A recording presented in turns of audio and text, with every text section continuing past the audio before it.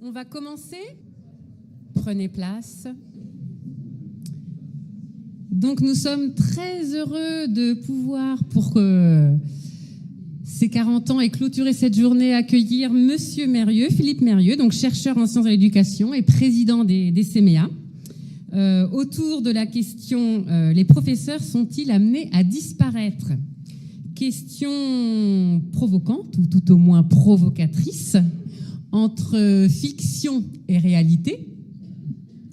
Et nous laisserons, Monsieur Mérieux, le soin de nous questionner autour de ces professeurs bien présents ici et bien vivants aux clés, qui voulaient, Monsieur Mérieux, vous remercier, vous exprimer leur profonde reconnaissance pour vos travaux, vos mots, qui sont source d'inspiration lors de nos concertations, de réflexion et de ces espaces-temps qui permettent de retrouver un peu d'énergie et de force nécessaires dans nos métiers.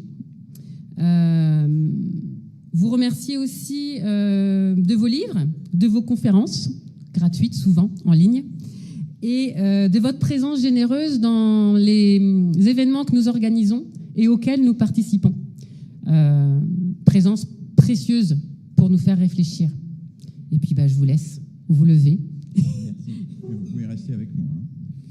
Bien, bonsoir à toutes et tous.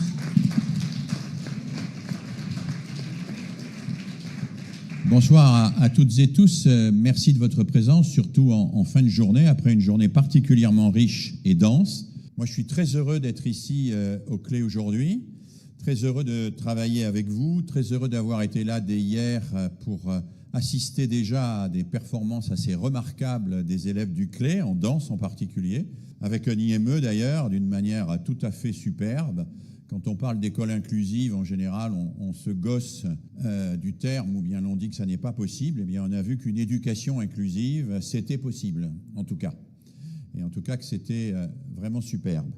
J'aurais aimé, en réalité, j'aurais préféré poursuivre le débat avec les trois collègues qui ont tout à l'heure si bien dialogué sur cette question du bien-être en éducation et avec lesquels je me retrouve pleinement en convergence. Alors, en réfléchissant à ce que j'allais vous dire aujourd'hui, je me suis posé un certain nombre de questions. Alors évidemment, je n'allais pas vous faire une analyse sociologique ou politique, puisque François Dubé l'a fait remarquablement ce matin. Je n'allais pas non plus vous faire une analyse à caractère psychopédagogique, puisque cela vient d'être fait et ô combien de manière brillante dans la table ronde qui a précédé. Alors je me suis demandé si j'allais vous faire ou vous tenir un propos pédagogique. Et puis je me suis dit que ce n'était pas vraiment le lieu et que j'avais vraiment des scrupules à vous expliquer ce que vous devez faire et que vous faites déjà. Comme vous le faites déjà, vous expliquez ce que vous devriez faire, ça ne me paraissait pas la bonne approche et le bon angle, parce que je me retrouve pleinement à travers les pratiques que vous mettez en œuvre ici. Alors comme j'avais éliminé la sociologie, la politique, la psychologie, la pédagogie, il ne me restait pas grand-chose. J'aurais pu chercher un sujet complètement extérieur, je ne sais pas, la cueillette des myrtilles en Provence ou autre chose, hein. Mais je me suis dit, on va à la fois faire un peu d'histoire et un peu de science-fiction. On va aller explorer le passé et puis tenter de se projeter dans l'avenir d'une manière un peu provocatrice avec cette question. J'en discutais tout à l'heure avec Justin, qui est professeur de musique ici, et Marianne, qui est une élève qui vient de partir, une élève de terminale. Il trouvait la question à la fois provocatrice, mais Justin me disait qu'elle lui paraissait intéressante parce que lui-même, il se demandait si ce ne serait pas plus efficace d'apprendre à travers les logiciels qu'il peut trouver, pas seulement, qu'il peut trouver sur Internet. Alors, je vais vous demander, si vous pouvez vous mettre là-bas, ce serait super, parce que comme ça je vais pouvoir commander l'ordinateur. Alors, en introduction, faisons un tout petit retour en arrière. C'est une citation d'un vieux philosophe, Georges Gusdorf, dans un livre qui est paru en 1963 et qui s'intitulait « Pourquoi des professeurs ?» Alors, j'avais lu ce livre quand j'étais en classe terminale. Et je l'avais lu, ça m'avait intéressé. Je l'ai retrouvé le jour où j'ai donné ma bibliothèque à la bibliothèque de l'INSPE de Lyon, et je l'ai refeuilleté et j'ai trouvé des phrases comme celle-là. En 1963, Gusdorf écrivait « On pourrait remplacer le maître par un livre, par un poste de radio ou par un électrophone. Et les tentatives en ce sens ne manquent pas. À la limite, tous les enfants d'un pays pourraient recevoir, chacun chez soi, l'enseignement d'un seul et unique professeur, indéfiniment répété d'âge en âge et de génération en génération. » Et il prend un exemple particulièrement parlant dont aucun d'entre vous ne peut se souvenir. Un seul homme a pu ainsi enregistrer en très peu de temps le monologue perpétuel de l'horloge parlante. Alors l'horloge parlante, évidemment, vous ne savez pas ce que c'est, les jeunes ne peuvent pas savoir ce que c'est. On téléphonait pour savoir l'heure. Il y avait un numéro qui permettait de voir l'heure et il y avait quelqu'un qui parlait au bout du fil. Un seul homme a pu ainsi enregistrer en très peu de temps le monologue perpétuel de l'horloge parlante. On mesure l'immense avantage du système du point de vue financier. Plus d'écoles, plus de classes, plus de fonctionnaires par milliers, le budget de l'éducation nationale se réduirait au traitement d'une petite équipe d'instructeurs dont la voix unique serait distribuée chaque jour jusqu'aux frontières du pays. Ça, c'est écrit en 1963. Juste pour vous rappeler quelque chose, 1963, c'est vieux, c'est avant le premier message numérique. Le premier message numérique a été envoyé entre l'Université de Californie à Los Angeles et Stanford en 69, simplement. 69. Et si je continue un petit peu à dérouler le temps, le premier site Internet, c'est 91.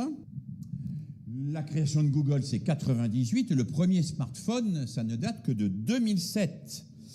Et 2012, première conférence internationale sur le learning analytique. Alors ça, c'est très intéressant. Qu'est-ce que c'est que le learning analytique? Eh bien, on en trouve une définition chez un grand penseur français qui s'appelle Laurent Alexandre, qui a, semble-t-il, ses entrées tous les soirs à l'Élysée, qui a fondé il y a déjà quelques dizaines d'années, au tout début des sites Internet, le site Doctissimo, qu'il a revendu un prix colossal, ce qui lui a permis de créer une multitude de start-up qui travaillent en France sur le learning analytique. Voici ce qu'écrit Monsieur Laurent Alexandre.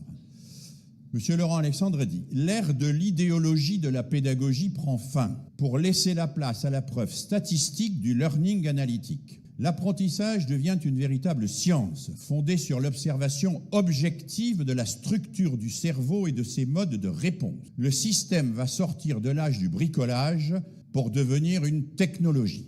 L'émergence d'enregistreurs cérébraux non invasifs et peu coûteux, c'est-à-dire des IRM portables. L'émergence d'enregistreurs cérébraux non invasifs très peu coûteux, capable de mesurer de nombreuses constantes en permanence dans le cerveau. Dans le cerveau, c'est moi qui rajoute, va permettre de corréler ces données à nos caractéristiques cognitives pour optimiser l'enseignement. Ainsi, allons-nous pouvoir accéder très vite à une connaissance précise des caractéristiques cognitives, affectives et sociales d'un individu à partir de l'analyse de son smartphone. Il suffira de distribuer des tablettes et des téléphones le plus tôt possible aux enfants. Et l'intelligence artificielle des géants du numérique permettra demain de déterminer très précisément les meilleures caractéristiques pédagogiques pour chaque élève. L'on pourra développer ensuite le neuromarketing systématique et vendre des programmes d'enseignement et d'éducation, voire de rééducation aux parents. Chaque enfant pourra ainsi bénéficier d'un enseignement personnalisé et se dispenser enfin de la fréquentation de l'école. Alors c'est peut-être le dépassement de la massification dont parlait François ce matin. Alors ne croyez pas que je suis dupe au point de penser que Laurent Alexandre a raison et que ça va se réaliser à court terme. Mais il y travaille. Il finance énormément de travaux avec, comme alibi, il faut que la France se positionne là-dessus, sinon nos enfants apprendront avec le learning analytique américain.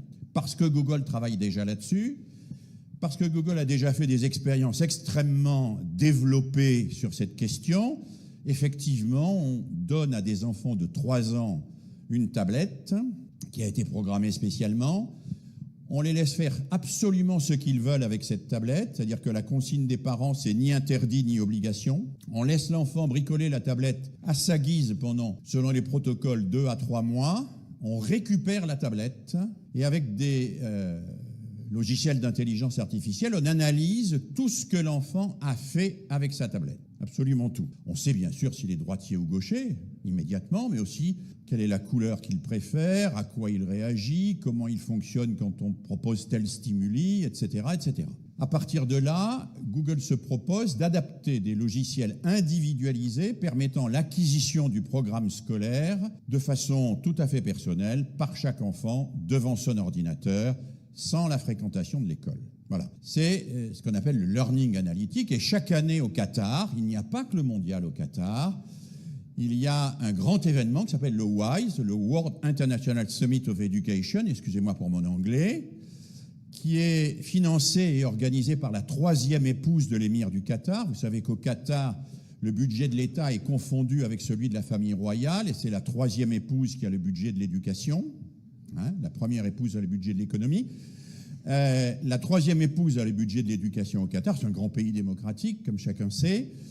Et donc le WISE invite chaque année tous les géants du numérique avec tous les experts des sciences cognitives et publie chaque année, relayé d'ailleurs très sérieusement, plus depuis 2 ans, mais parce qu'on a été quelques-uns à quand même manifester notre désapprobation, mais relayé auparavant très largement par Le Monde, puisque le journal Le Monde vendait un encart spécial de 8 pages au Qatar pour vanter les découvertes du WISE, relayé donc par le journal Le Monde, qui nous promettait régulièrement qu'effectivement, nous allons vers une société sans école, mais pas du tout dans le sens d'Illich dont on parlait ce matin, dans le sens d'une société où les individus allaient apprendre sans avoir besoin d'enseignants et d'écoles, d'une manière strictement individuelle et strictement adaptée à leur profil personnel, de façon à viser une efficacité maximale. Alors vous trouverez ça développé dans les ouvrages de Laurent Alexandre. Il écrit chaque semaine dans l'Express, vous lisez l'Express, vous voyez donc régulièrement ses éditoriaux. Et effectivement, à côté de ce que dit Laurent Alexandre, la prophétie de 1963 de Georges Gusdorf nous apparaît à la fois ringarde, mais aussi d'avant-garde, parce que lui pensait qu'on pourrait utiliser la radio et faire comme le système de l'horloge parlante, mais Laurent Alexandre pense, lui, qu'on peut aller bien au-delà. Alors, je continue. Bien évidemment, Gusdorf ne se résignait pas à cela. Gusdorf évoquait cette hypothèse d'un enseignant qui disparaîtrait au profit des machines, mais il se révoltait contre cela.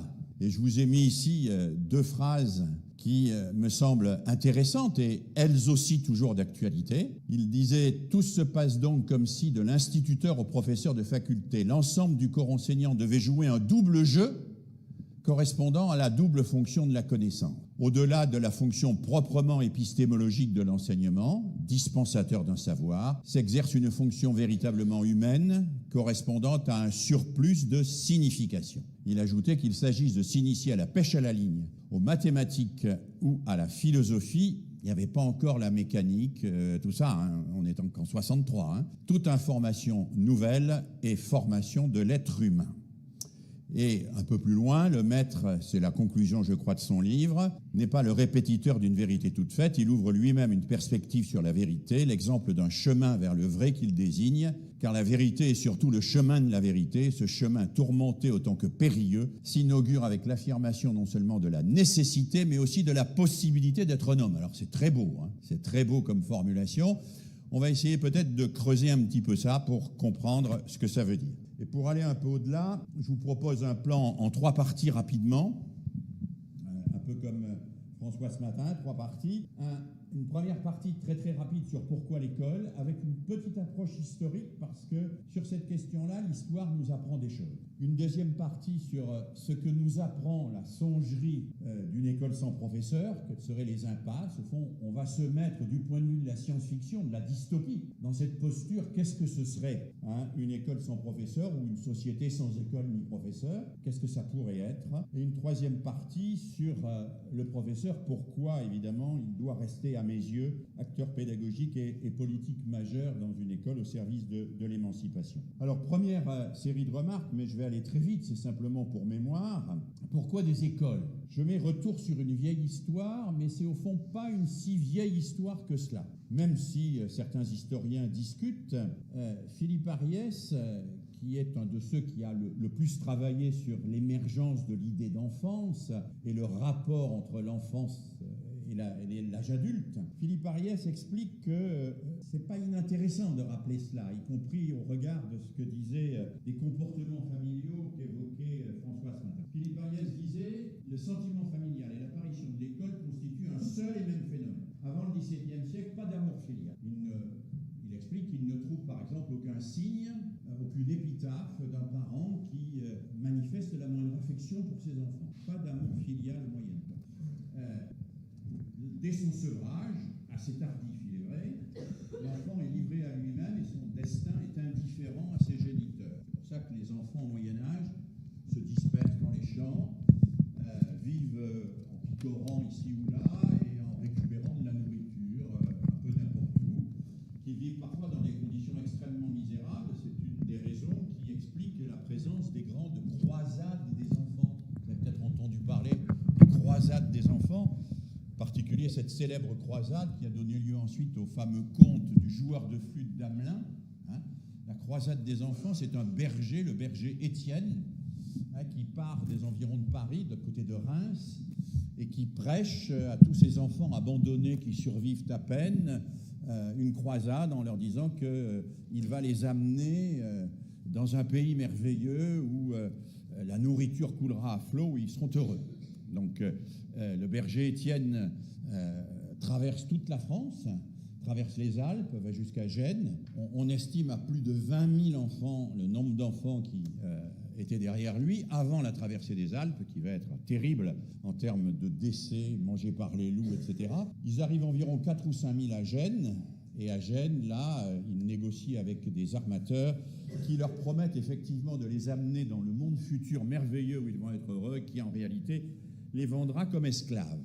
Et donc cette histoire des croisades d'enfants, on en a plusieurs comme ça, a laissé dans l'imaginaire collectif cette idée qu'il peut arriver quelqu'un qui vienne nous voler nos enfants et les amène vers la pire des choses, c'est-à-dire vers la mort ou le fait de les vendre comme esclaves. Et si je vous raconte ça, c'est parce que vous avez évidemment entendu un jour ou l'autre ou lu à vos enfants l'histoire du joueur de flûte d'Amelin, qui amène les enfants avec l'air de la flûte pour les noyer, et qui a été écrite en référence à ces croisades d'enfants sur l'idée qu'il pouvait y avoir toujours ce danger que quelqu'un vienne nous voler nos enfants.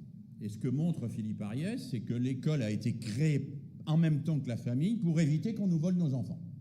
Parce que nos enfants nous appartiennent et que c'est à partir du moment où le sentiment d'appartenance de l'enfant à la famille émerge que l'école va trouver sa légitimité et sa justification. La famille nucléaire, dit Ariès, attachée à ses enfants dont elle tient à prendre soin, apparaît progressivement à partir de la fin du XVIe siècle et dès lors, elle veut parfaire son éducation en le confiant l'enfant à des écoles.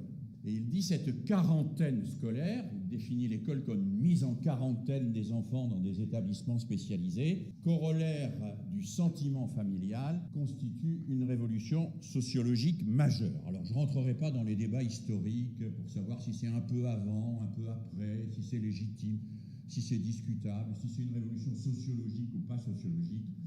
Peu importe, mais c'est important de se rappeler ça, de se rappeler que l'école a été le bras armé de la famille. Avant que Jules Ferry nous dise, seul l'État a le droit d'éduquer. Avant que Jules Ferry opère un rapt, en quelque sorte, de l'école au profit de l'État. Et donc là, on aura un renversement historique dont il n'est pas sûr que la France ait bien digéré la façon dont ça a été construit tout au long de notre histoire. Alors, si je me permets de vous dire ça, c'est que l'école, elle apparaît en réalité entre le XVIe et le XVIIe siècle, l'école telle que nous la connaissons, et elle est structurée dans un lien très fort au protestantisme. Je ne vais pas rentrer dans le détail sur pourquoi le projet républicain est en réalité un projet protestant. C'est Comenius, donc membre d'un mouvement protestant qui s'appelle les Frères Moraves, qui, pendant la guerre de 30 ans, conçoit l'idée d'une école universelle au nom du fait qu'il veut des fidèles libres pour accéder par eux-mêmes à la sagesse et construire la paix. Et Comenius explique qu'il faut donc enseigner omnes omnia omnium, tout à tout le monde et et de toutes les manières. Comenius est protestant. Moi, je suis très imprégné du rapport catholicisme-protestantisme. Je suis cévenol et c'est probablement lié à ma propre histoire. Ma grand-mère me faisait visiter au musée du désert les maisons des protestants, où on montre qu'il y avait une cachette pour la Bible, parce que les protestants lisaient la Bible. Ils lisaient directement la Bible. Les catholiques n'avaient pas le droit de lire la Bible. Les catholiques ne lisent que le missel. Le missel, ça n'est pas la Bible. Le missel, c'est un manuel constitué de textes choisis par les clercs, choisis dans la Bible, parce qu'il faut lire ces textes et pas d'autres textes. Parce que tous les historiens du catholicisme vous le diront, il y a dans les évangiles des textes contradictoires. Il y a des textes discutables, a fortiori dans l'Ancien Testament, dont l'interprétation ne va pas de soi. Et surtout, on ne voulait pas laisser les fidèles face à des textes qui n'avaient pas été filtrés par les clercs et dont les clercs n'avaient pas dit « c'est celui-là qu'il faut lire et c'est de cette manière qu'il faut le comprendre ». Les protestants, avant eux, les valdotins, puisque c'est Pierre Valdo qui fera la première traduction de la Bible en langue vernaculaire, les valdotins puis les protestants, affirment, eux, que l'humain peut s'enseigner sans la médiation d'un clerc qui lui dit à sa place ce qu'il doit penser. Et ils vont mettre à disposition de toutes et de tous la Bible, ce qui sera le signe de l'hérésie. Donc l'hérésie, c'est le moment où l'Église catholique abandonne plus exactement, où l'Église protestante prône l'abandon du manuel scolaire au profit du texte complet, pour faire la traduction didactique, si j'ose dire. C'est intéressant parce que Buisson, par exemple, on peut discuter de Ferry, mais il faut séparer, à mon avis, Ferry de Buisson, Ferdinand Buisson, dictionnaire de pédagogie et d'instruction primaire. Buisson est un protestant. Buisson va être exilé au bord du lac de Genève. Il va discuter avec les protestants. Et quand il rentre en France et qu'il est appelé par Jules Ferry à la direction de l'enseignement primaire, il va défendre la priorité à la lecture. Mais si on relit les textes de Buisson, Buisson dit très clairement que la lecture, c'est d'abord fait pour échapper à la tutelle des clercs. C'est fait pour échapper à la tutelle de ceux qui vous disent ce qu'il faut lire et ce que vous devez savoir. La lecture, c'est fait pour ça. Buisson le dit très clairement. De la même manière qu'il dit, symétriquement, l'éducation scientifique est une lecture. La leçon de choses, ça n'est pas du tout pour impressionner les élèves. Il y a cet exemple dans le dictionnaire de pédagogie. Si le maître apporte en classe une balance Roberval ou un faisan empaillé, c'est pas pour aiguiser la curiosité. C'est pour que les élèves n'aient pas à le croire sur parole. Parce que seuls les clercs exigent qu'on les croie sur parole. Et Buisson dit, il ne faut pas que les élèves croient les professeurs sur parole, il faut donc que les professeurs amènent des objets et que les élèves puissent vérifier par eux-mêmes que ce que le professeur leur dit ne relève pas de la croyance, mais relève du savoir. Et c'est à l'élève de vérifier que ce que le professeur leur dit ne relève pas de la croyance, mais du savoir.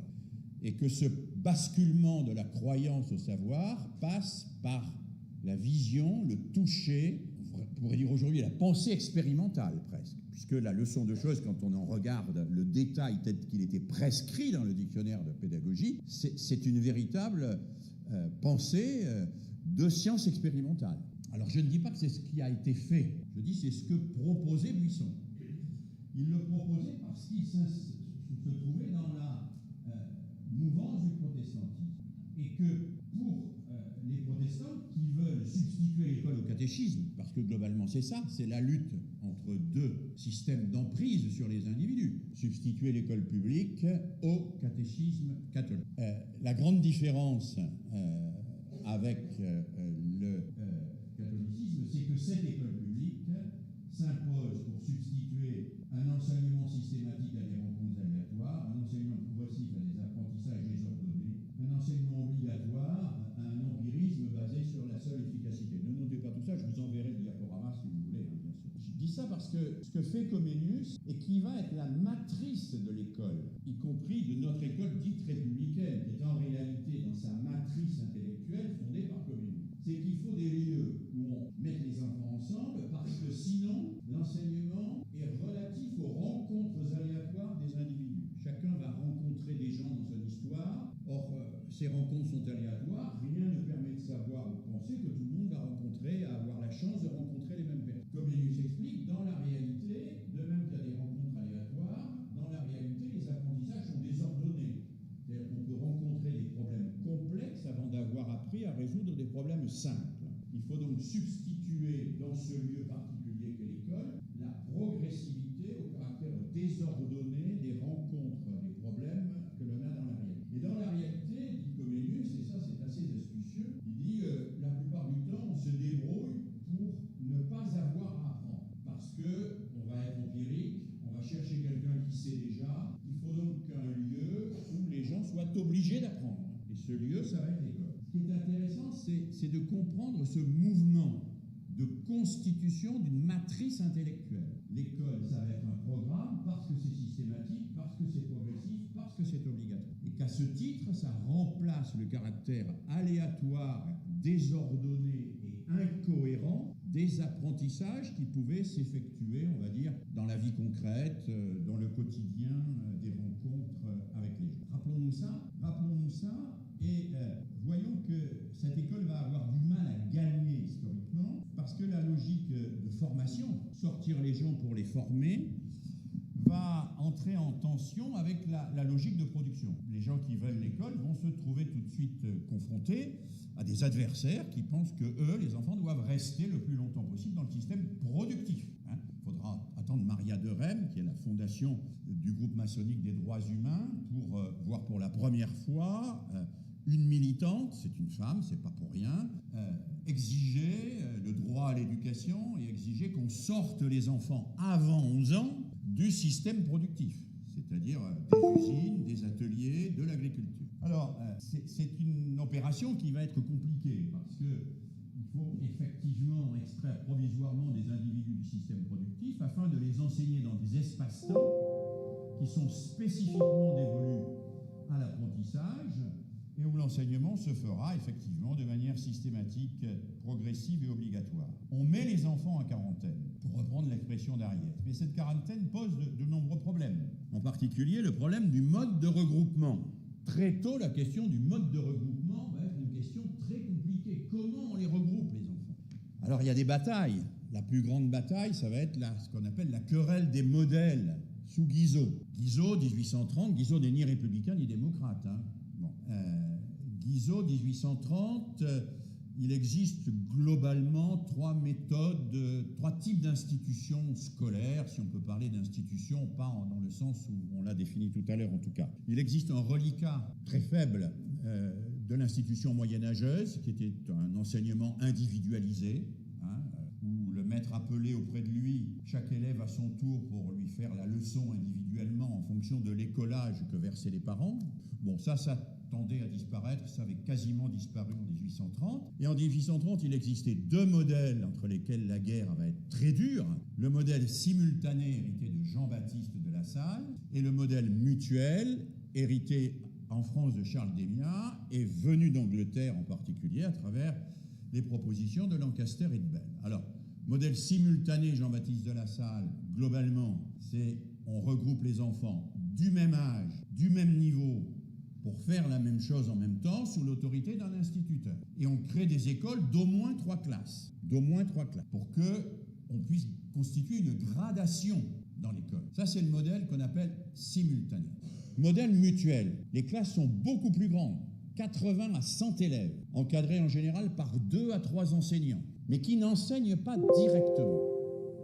Dans ces classes, les élèves vont de 7 à 17 ans. Et le rôle des enseignants, c'est de former des moniteurs qui vont s'adresser par petits groupes aux élèves pour démultiplier le savoir, avec un système d'outils qui sont constitués par des panneaux, des systèmes d'ardoises, des bouliers, etc. C'est le moment où tout ça commence à exister. Dans le système mutuel, le maître est plutôt une espèce de superviseur. La forme scolaire, elle est intéressante, mais très tôt, on découvre qu'elle est en elle-même porteuse de contradictions. Parce que des élèves du même âge, du même niveau, est-ce qu'ils peuvent faire la même chose en même temps? Est-ce qu'ils sont réellement du même âge ou du même niveau? Est-ce que cette homogénéité postulée est une homogénéité réelle? Et donc la forme scolaire, dans son apparition même, est génératrice d'exclusion. Puisqu'en postulant, c'est de former le maître va faire le même cours à tout le monde dans un cadre collectif et d'une manière verticale, de facto aboutit au fait que celui qui ne peut pas suivre ça, eh bien, il va ailleurs. C'est-à-dire que le modèle simultané est un modèle qui génère de l'exclusion on pourrait presque dire par essence, puisque ceux qui ne rentrent pas dans le moule sont exclus. Et donc, l'exclusion du système à cet égard n'est pas un défaut du système, c'est le corollaire de l'organisation du système. 20 ou 30 élèves, du même âge, du même niveau, qui font la même chose en même temps, ça ne marche pas. Il y en a toujours qui n'y arriveront pas. Ils sortent. Et comme le disait Bernard Charlot déjà dans les années 80, à cet égard, l'échec scolaire n'est pas un problème de l'école, c'est la solution au problème de la sélection. La sélection était par l'argent, par la noblesse, par l'héritage. L'école prétend remplacer la sélection par l'héritage, par la sélection par l'échec. Rien ne serait plus compliqué pour une institution scolaire que de ne produire aucun échec. Imaginez qu'il n'y ait aucun échec scolaire jusqu'au lycée, par exemple. C'est-à-dire que tout le monde soit atteigne le socle commun dont parlait François, soit atteigne le niveau du bac général. On fait comment après pour sélectionner ? On fait comment ? Donc l'échec est bien une solution au problème de la sélection. Et donc très vite, cette question du regroupement va poser un problème. Et va poser un dilemme pour les enseignants dès le XVIIIe siècle et massivement au XIXe siècle. Est-ce que je m'occupe d'un collectif uniforme de gens qui sont censés être identiques, ou est-ce que je m'attache à faire progresser individuellement des individus qui sont tous différents ? Et cette question n'a pas été résolue par notre système, elle n'est pas résolue par notre système, et les débats sur l'école inclusive montrent que nous sommes toujours face à cette difficulté intrinsèque liée à la matrice même de l'organisation scolaire. Par ailleurs, une difficulté qui va apparaître très vite, c'est que l'école va formaliser les savoirs. Comenius le dit, il faut les sortir de la vie quotidienne pour les organiser dans des programmes. Et la formalisation des savoirs les isole de leur usage et sacrifie très largement la question de leur sens. C'est la raison pour laquelle ce mouvement de construction de l'école va voir apparaître, en 1921 en particulier, ce qu'on appelle l'éducation nouvelle, dont une partie du CLE se revendique. 1921, l'éducation nouvelle qui va dénoncer l'école assise, où les élèves sont assignés à la répétition mécanique, et promouvoir l'école active, où les élèves apprennent ce qui fait sens pour eux et qu'ils peuvent découvrir à travers leur usage, à travers le faire, dont parlait François ce matin. 1921, congrès de Calais, se retrouvent à Calais des gens d'horizons extrêmement différents. Nil est là, mais il y a aussi, pas Montessori, mais ses disciples. Donc Nil les fait rougir, parce qu'à l'époque, Montessori ne s'occupe que de catéchèse. Elle n'est pas encore sur... Et Nil ne passe pas une intervention sans caser le mot masturbation, ce qui crée évidemment des tensions très fortes entre les madames catéchèses qui sont là pour Maria Montessori et puis Nil qui, lui, est là pour la révolution sexuelle. Mais il y a aussi des théosophes, il y a aussi des anthroposophes, il y a aussi des gens... des féministes, Hélène Kay, qui a milité beaucoup pour l'éducation des filles. Il y a aussi des gens qui militent pour la paix, puisque un des enjeux de 1921, c'est plus jamais ça, plus jamais la guerre de 14. Il nous faut une école et une éducation qui soient génératrices de solidarité et qui n'isolent pas les enfants dans une espèce de bulle abstraite où on les considère comme équivalents et identiques à eux-mêmes, mais qui leur fassent vivre des situations où ils expérimentent cette solidarité pour pouvoir apprendre ensemble à faire société. Alors, c'est pas tout à fait comme ça qu'on le dit en 1921, mais c'est comme ça qu'on le dirait évidemment aujourd'hui. Mais ce renversement va aussi poser des problèmes. En particulier, dès la première école nouvelle à Bochum, en 1889, avec le pasteur Cécile Rédy, un pasteur un peu fou qui avait 8 enfants et qui ouvre une école pour ses 8 enfants, puis ensuite pour tous les enfants du village. Et dans cette école, on n'apprend plus l'arithmétique sur les manuels, on apprend l'arithmétique en arpentant les champs des paysans, en faisant la comptabilité de l'école, on n'apprend plus l'histoire à travers les manuels, mais en allant chercher dans les archives de la paroisse, on n'apprend plus les questions de physique à travers la physique traditionnelle, mais parce qu'on irrigue le potager, et ainsi de suite. Et il se trouve que Cécile Rédy va créer une école à Bochum et qu'il va y avoir une rencontre un peu particulière puisque un Français, Edmond de Molins, qui est un physiocrate, un groupe un peu particulier de penseurs à l'époque, va rencontrer Cécile Rédy, va revenir en France et va fonder la première école nouvelle française qui est l'école des Roches, sur le modèle de la première école nouvelle qu'il avait vue en Angleterre. Mais dès ce moment-là, il y a des conflits, il y a des tensions. Parce que l'école des Roches est une école d'éducation nouvelle extrêmement élitiste. Alors évidemment, elle est progressiste sur le plan des mœurs.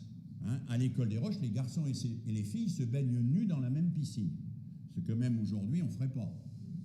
Mais il n'y a que des fils et des filles de la très haute bourgeoisie. Et puis, très vite, les physiocrates, qui sont très familialistes, très proches du corporatisme, vont engendrer un peu des oppositions. Et en particulier, parce qu'un certain nombre de ceux qui s'étaient battus pour l'éducation nouvelle au nom de l'émancipation et de l'égalité vont découvrir qu'un certain nombre de principes de l'éducation nouvelle, et en particulier la pratique systématique du travail de groupe, n'est pas nécessairement génératrice d'égalité.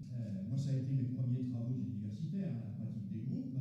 J'ai observé des centaines de groupes d'élèves au travail, puis ensuite, dans un syndicat qui prenait l'autogestion, des centaines d'adultes au travail, en groupe, et j'ai pu observer que spontanément, quand on met des gens en groupe, il n'y a pas de coopération. Il y a une structuration, on va dire quasiment immédiate, en concepteurs, exécutants, chômeurs et gêneurs.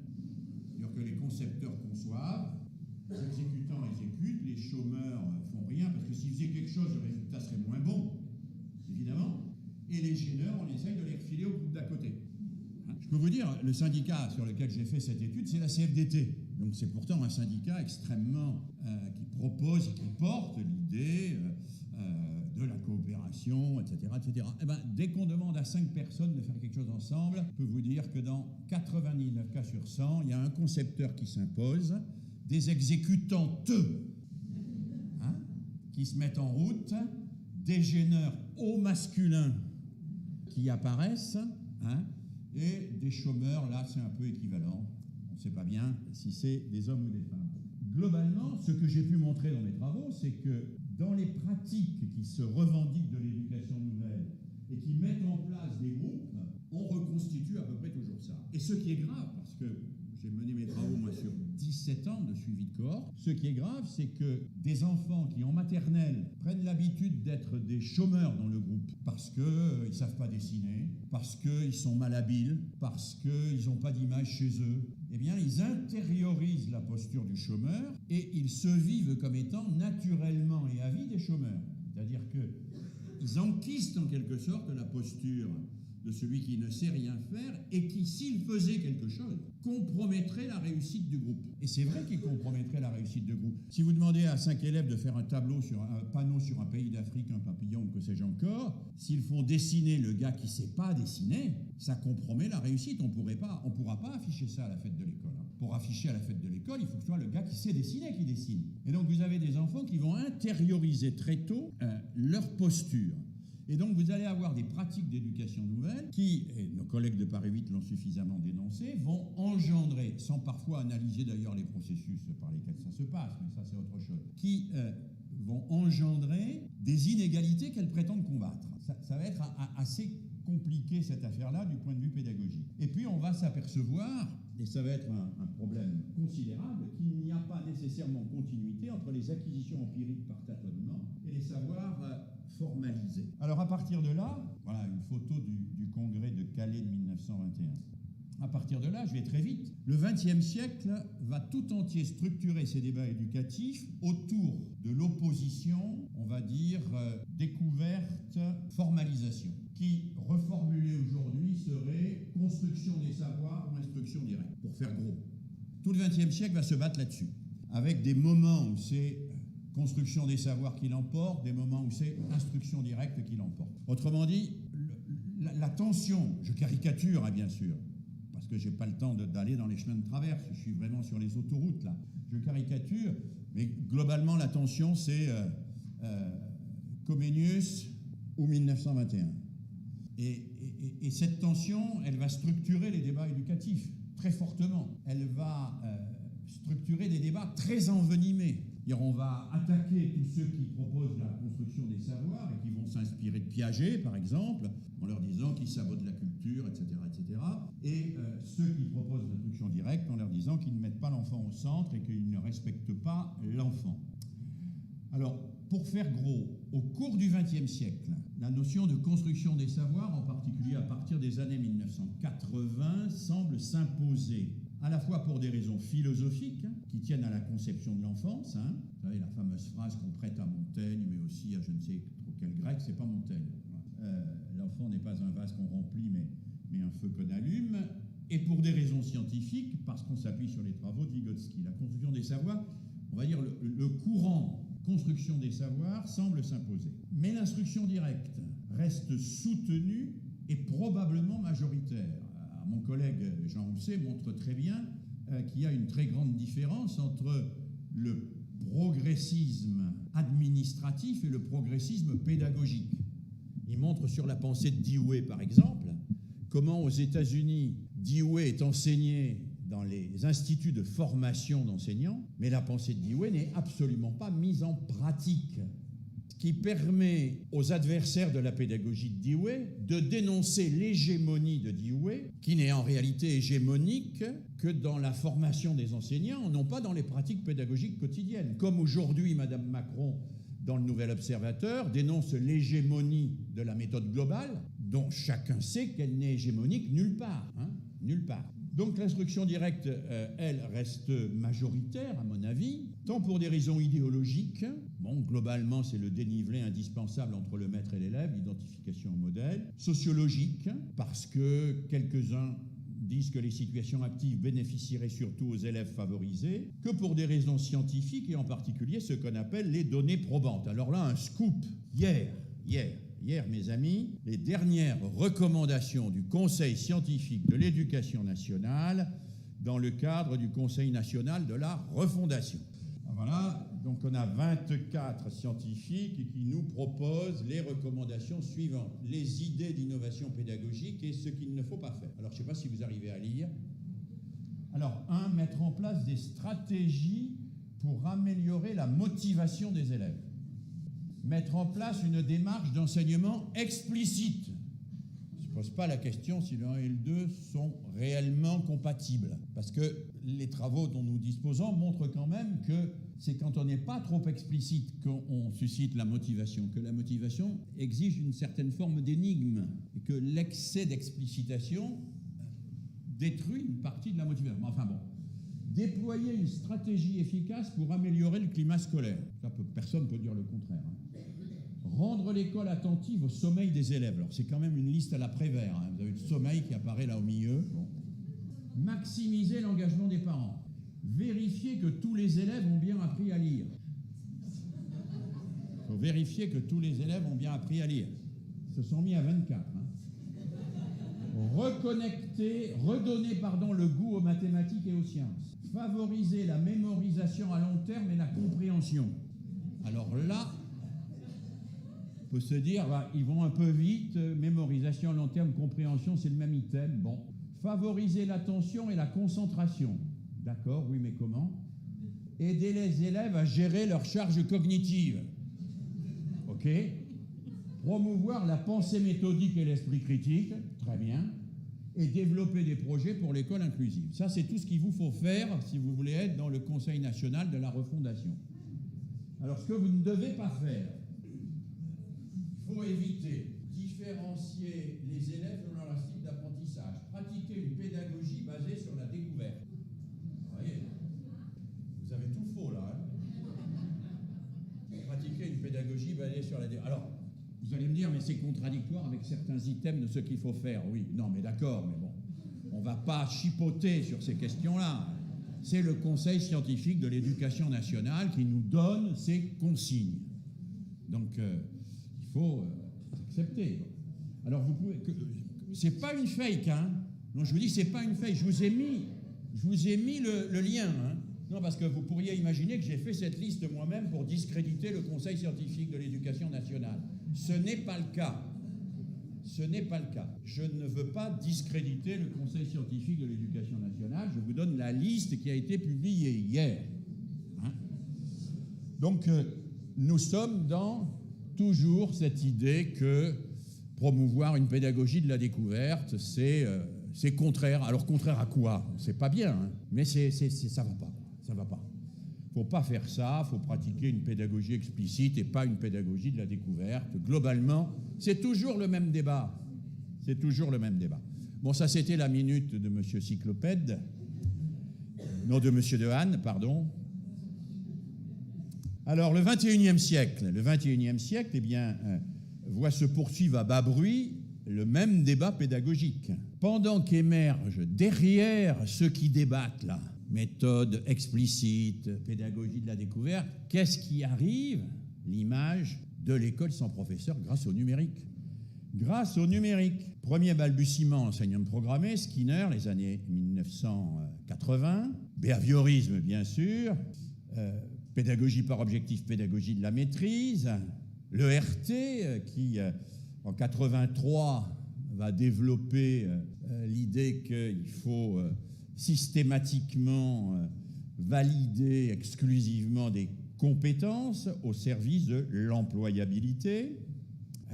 Le numérique qui arrive, bien sûr, dans les institutions scolaires avec les comparaisons internationales. Le projet d'une école sans professeur clairement assumé par le WISE depuis 2009, puisque le premier WISE, c'est 2009. Et puis les GAFAM qui développent le learning analytique. Et bien sûr, tout cela prétend nous prémunir contre les prochaines pandémies.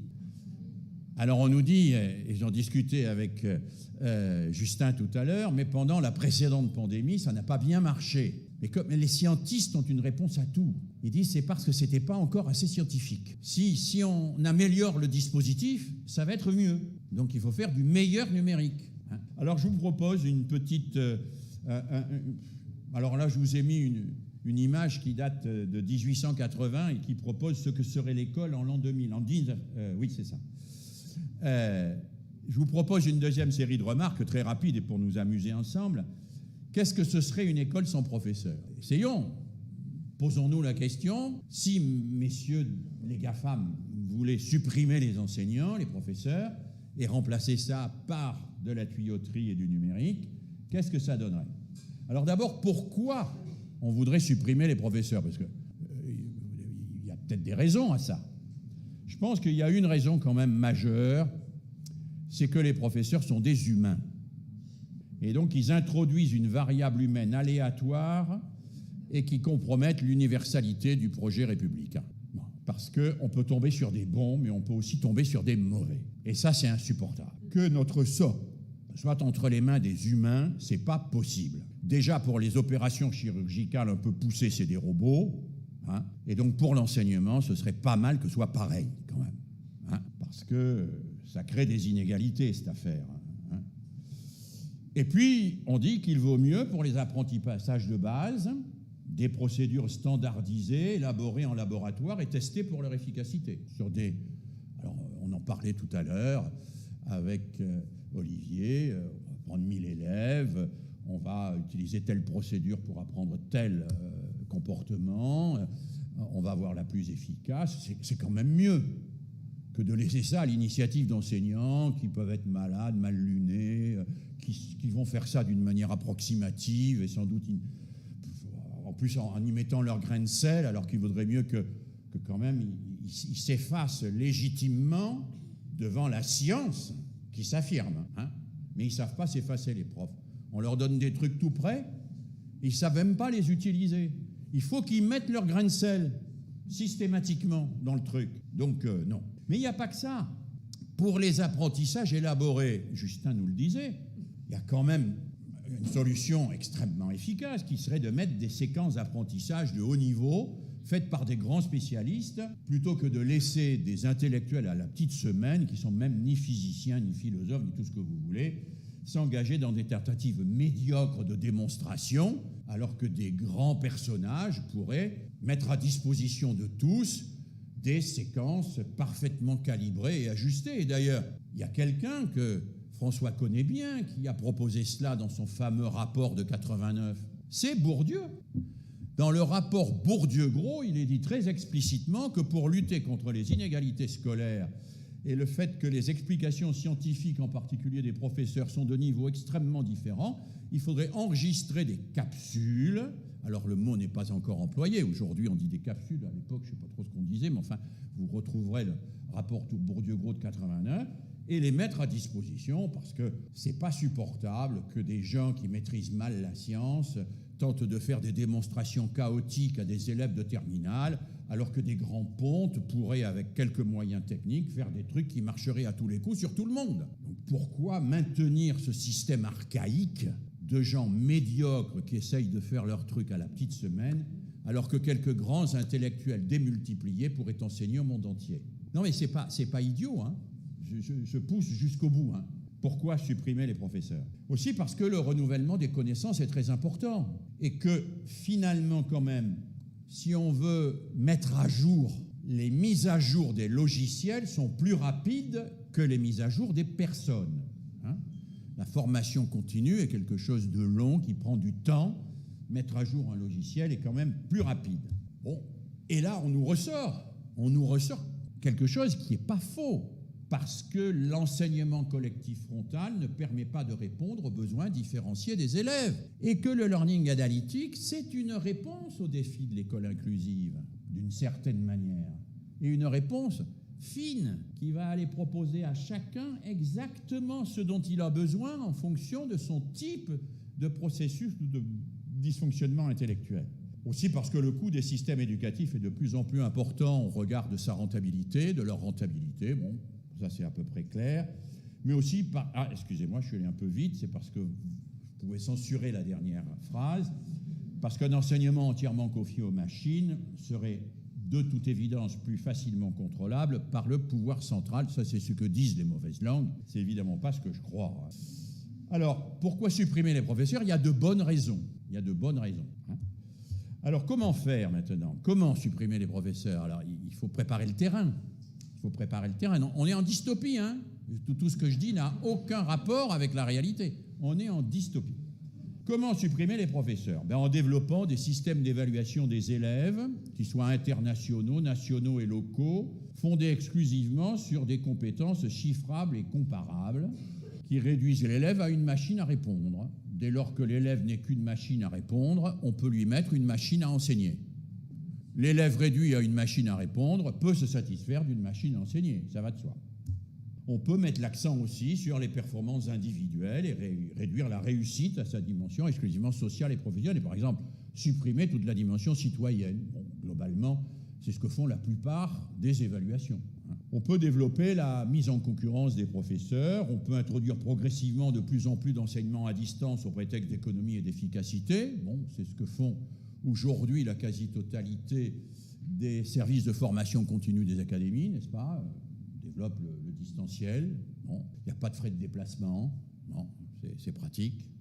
Et après tout, si on le fait pour les enseignants, on pourrait finir par le faire pour les élèves aussi, hein. Il n'y aurait pas de problème de transport scolaire, tous ces machins-là qui sont quand même un peu pénibles à gérer, surtout quand il y a de la neige, hein. Et puis aussi en multipliant les services individualisés privés en périphérie de l'école pour pallier ces déficits. Ça, c'est bien, des coachs de toutes sortes, là. Ça marche très bien. En laissant se développer l'instruction en famille, le homeschooling. Alors aujourd'hui, on hésite un peu. On hésite parce qu'on a peur de la montée de l'intégrisme, donc le homeschooling est un peu une loi récente qui le limite, mais qui le limite pour des raisons idéologiques. Et si vous lisez les attendus de la loi, pas du tout pour des raisons pédagogiques, hein.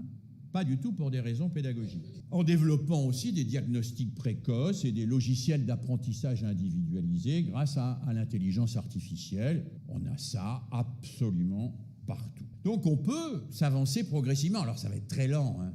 Bon, et encore une fois, je suis dans la dystopie, hein. Alors évidemment, la question c'est que manquera-t-il alors aux élèves? Si on arrive à cela, on est dans la science-fiction là, hein.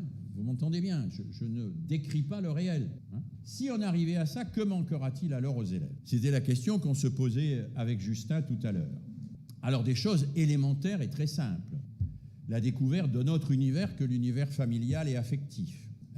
L'acceptation de l'altérité et l'acceptation d'entrer dans ce que Descartes appelait l'ordre des raisons. Non. C'est-à-dire le fait qu'à l'école, ce n'est pas la violence ni l'affectivité qui font loi, mais bien l'exigence de précision, de justesse et de vérité. Et ça, c'est une expérience. C'est une expérience qui se vit collectivement.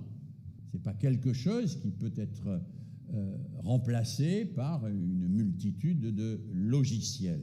Il manquera aussi et sans doute très fortement la rencontre avec un être qu'on appelle un enseignant, un professeur, un éducateur, qui accompagne la frustration du sursis à la satisfaction immédiate par la promesse d'un partage des savoirs. Voilà quelque chose qui est, me semble-t-il, un enjeu anthropologique essentiel. C'est le rapport au temps. Le rapport au temps. Tu ne peux pas avoir tout de suite. Il faut réfléchir, il faut travailler, il faut construire, il te faut du temps. Et tout de suite, là, il va y avoir une frustration, tu vas être obligé de suspendre ton désir, ta pulsion, pour te mettre à réfléchir, à travailler, à t'exercer. C'est quelque chose qui fait partie des expériences anthropologiques fondatrices, ça. Et je ne suis pas sûr que la machine, aussi perfectionnée soit-elle, soit capable de cela. Parce que la machine, c'est précisément l'économie de cela. C'est ce qui nous fait faire l'économie de cela. Il manquera sans doute aussi la rencontre avec un être qui ne transmet pas simplement un savoir, mais peut-être beaucoup plus important, un rapport au savoir. Un rapport au savoir au sens où notre collègue Jackie Bayrou définissait ce rapport au savoir. Ce rapport au savoir qui est un rapport d'exigence intérieure, qui fait que je cherche en même temps que je parle, que ce savoir n'est pas un savoir bancaire, comme disait Paulo Freire, c'est pas quelque chose que je donne pour qu'on me le rende, c'est quelque chose que je vais tenter de communiquer, et je vais tenter de communiquer ce qui m'anime dans le rapport au savoir, c'est-à-dire l'exigence de précision, de justesse et de vérité. Au fond, il est probablement plus important de transmettre l'exigence de précision, de justesse et de vérité que de transmettre des contenus qu'il faudrait simplement répéter à l'identique éternellement. Et on voit bien que ça passe probablement par des rencontres qui ne sont pas entièrement transposables dans le rapport homme-machine. Et puis, probablement que ce qui manquerait alors aux élèves, c'est les interactions entre pairs, entre élèves, et la dimension du collectif dans les apprentissages. Alors bien sûr, à partir de là, on pourra dire, oui, mais on va progresser, l'informatique va progresser, va permettre tout cela. Peut-être. Mais on peut se demander, que manquera-t-il aux machines et à ceux qui les contrôlent, si on en arrive là? Peut-être ce qui fait le métier d'enseignant, c'est la possibilité de prendre des décisions imprévues en fonction des événements qui surviennent, des résistances qui émergent ou des ouvertures qui se font jour. Peut-être que c'est ça, essentiellement, le métier d'enseignant. Peut-être que ce qui manquera alors, c'est la capacité de saisir ce qui, dans un collectif, se joue à un moment donné. Il y a des choses qui étaient imprévisibles, il y a des résistances qui émergent, il y a des ouvertures qui se font jour, et peut-être qu'on peut imaginer que seuls des humains, dans le face-à-face pédagogique, sont capables de cela. Peut-être pourra-t-on aussi, ou plutôt ce qui nous manquera aussi, c'est la possibilité de s'appuyer sur l'observation des collectifs au travail, des classes, pour réguler les apprentissages et faire bouger le curseur. Alors, je ne vais pas vous apparaître trop technique, mais globalement, dans les travaux que j'ai menés, dans l'observation des classes, c'est de l'observation des classes du point de vue là du professeur et de la manière dont il régule son intervention vis-à-vis des élèves. On s'aperçoit que le professeur vis-à-vis des élèves, la professeure vis-à-vis des élèves est toujours en tension, et que ces tensions sont quasiment constitutives du métier. Je dis constitutives du métier. Alors là, je ne vais pas être trop long, mais ce que j'ai essayé de travailler dans mes derniers travaux de recherche, c'est les prises de décision des enseignants dans la classe. Comment ils prennent des décisions. Et des décisions très simples, hein. Est-ce qu'on refait l'exercice ou pas? Est-ce que je demande à X d'intervenir? Est-ce que j'interroge Y? Est-ce que je demande à tous de fermer leur cahier et de réécrire? Est-ce que je leur demande de se mettre 2 par 2 pour s'expliquer ce qu'ils ont compris? C'est-à-dire toutes ces micro-décisions qu'ils prennent dans la classe. J'ai observé dans les protocoles que j'ai mis en place, un enseignant prend en moyenne, c'est une moyenne parce qu'il y a des cas où il y en a vraiment très peu, d'autres il y en a beaucoup plus d'une décision par minute, c'est-à-dire sur une heure de cours, une 60aine de décisions, d'interroger celui-là, de passer au tableau, de se lever et de s'asseoir, d'aller demander à lui de faire ceci, de prendre en compte la résistance de celui-là, la question de l'autre, etc. 60 décisions, des décisions. Eh bien, on voit que ces décisions, elles sont liées à des priorités. Et ces priorités sont liées à des tensions. Alors par exemple, j'ai montré qu'il y avait une tension fondamentale qui était la tension entre la programmation, c'est-à-dire ce qui a été construit en amont, et puis ce qui se passe. C'est-à-dire qu'il y a des professeurs qui sont enfermés dans la programmation, il peut se passer des tas de choses, ils ne voient pas, ils continuent leur programmation. Il y a des professeurs qui n'ont rien programmé et qui improvisent tout. Bon. On voit que la professionnalité, au sens de l'expertise, si on prend le cas d'un expert, c'est quelqu'un qui sait ajuster. C'est-à-dire qui sait à certains moments déroger à la programmation pour prendre en compte une objection. Un gars qui fait le con au fond, 3 qui n'ont pas compris là, mais qui n'oublie pas la programmation pour autant. Donc il est là à déplacer le curseur. J'emploie cette image de déplacer le curseur. Pareil sur une autre opposition qui est la priorité à la finalisation, ce qui fait sens, c'est-à-dire si j'apprends, je sais pas, le théorème de Pythagore, je vais expliquer que le théorème de Pythagore a été découvert par Pythagore quand il a vu comment étaient construites les pyramides d'Égypte, etc., etc. Bon, je vais raconter l'histoire, ça fait sens. Non. Ou priorité à la formalisation, c'est-à-dire on apprend, on formalise, on met sur le cahier. On pourrait dire la même chose, priorité au réussir, tu réussis l'exercice, priorité au comprendre. Alors vous me direz, c'est pareil, non pas du tout. On peut réussir par automatisme sans comprendre. On peut réussir en copiant sur le voisin ou réussir au jugé. On peut aussi comprendre sans réussir, ce qui est le cas d'un certain nombre d'élèves. Moi, j'ai vu des élèves qui comprennent, mais qui n'arrivent pas à réussir. C'est d'ailleurs le titre du dernier livre de Piaget, Réussir et comprendre, qu'on ne lit jamais parce qu'il l'a publié très peu de temps avant sa mort, mais qui est à mon avis un des textes les plus intéressants. On peut donner la priorité aux singularités, travail individuel, programmation individuelle, ou donner la priorité au collectif. Et ce qui me semble constituer la professionnalité, c'est la capacité à réguler son comportement dans ces tensions-là, ce qui est probablement quelque chose qui ne peut pas être du registre de l'automaticité, qui est du registre, alors j'aime pas le mot de gestion, parce que ça renvoie à gestion, tout ça, mais on pourrait dire de la gestion d'un groupe quand même, d'un collectif, qui renvoie à la capacité à savoir déplacer le curseur à tel moment, et à avoir à la fois une perspective, une capacité de prendre en compte les oppositions et de se situer dans celle-ci.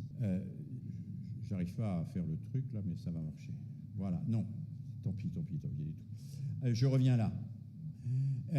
Que manquera-t-il aux machines et à ceux qui les contrôlent? La possibilité de prendre des décisions imprévues en fonction des événements qui surviennent, la possibilité de s'appuyer sur l'observation des collectifs pour réguler les apprentissages et ce que j'appelle faire bouger le curseur, et à un moment où il faut aller, hop, du côté de l'individuel plus du collectif, etc. Et aussi, bien sûr, la conscience des valeurs qui sont en jeu dans chacun des gestes éducatifs. Est-ce qu'on promeut la rivalité individuelle ou la coopération? Donc il me semble qu'on pourrait avoir cette songerie d'un enseignement sans enseignant, mais que cette songerie, elle renvoie à une dystopie qui pourrait être relativement catastrophique et qui serait la dystopie de l'organisation d'une éducation qui renverrait plutôt au dressage.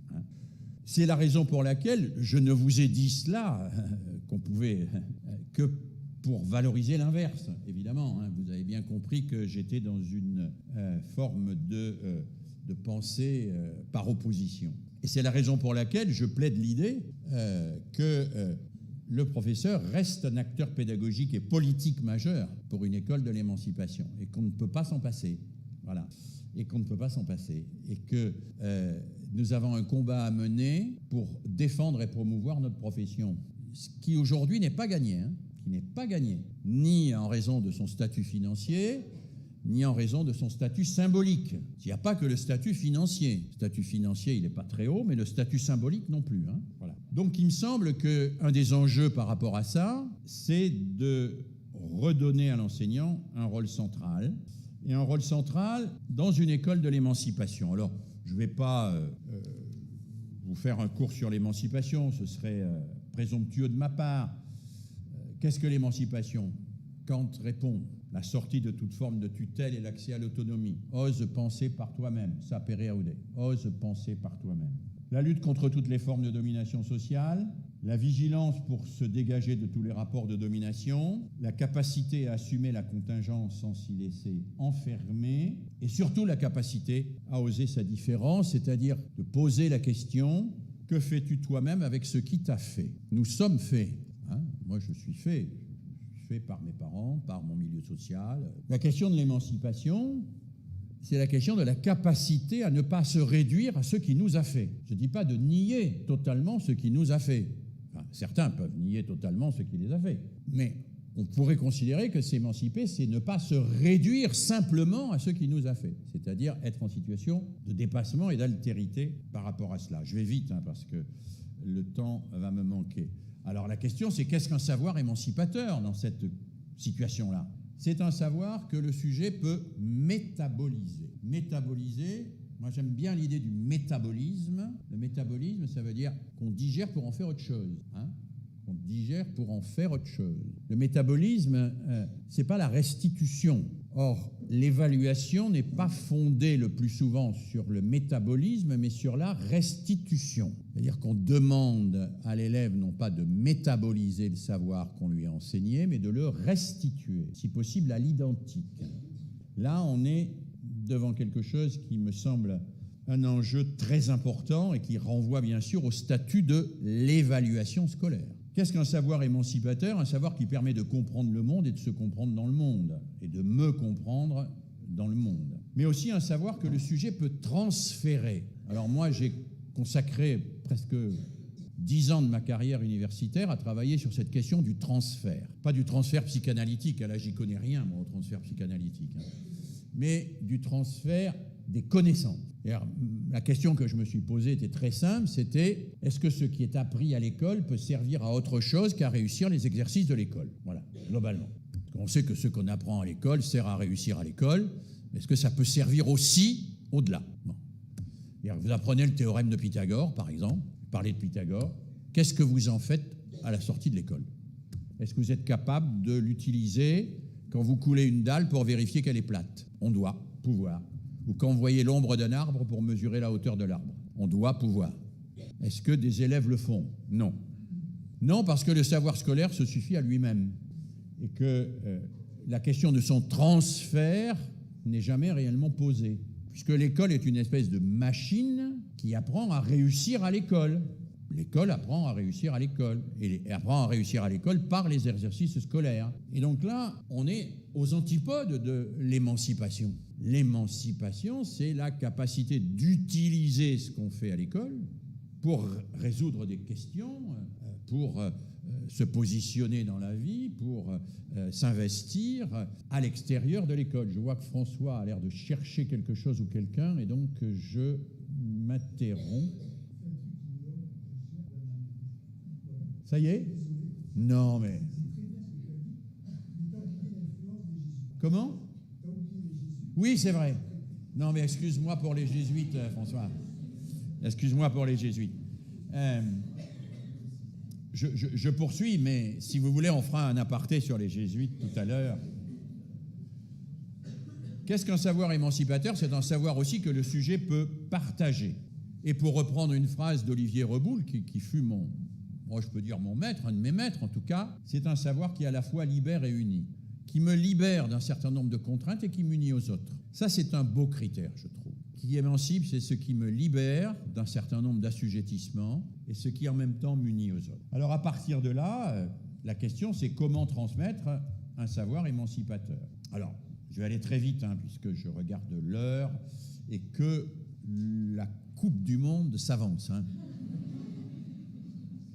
Je regarde l'heure, non mais ça va, j'ai encore 10 minutes, il m'a dit jusqu'à la demi je pouvais.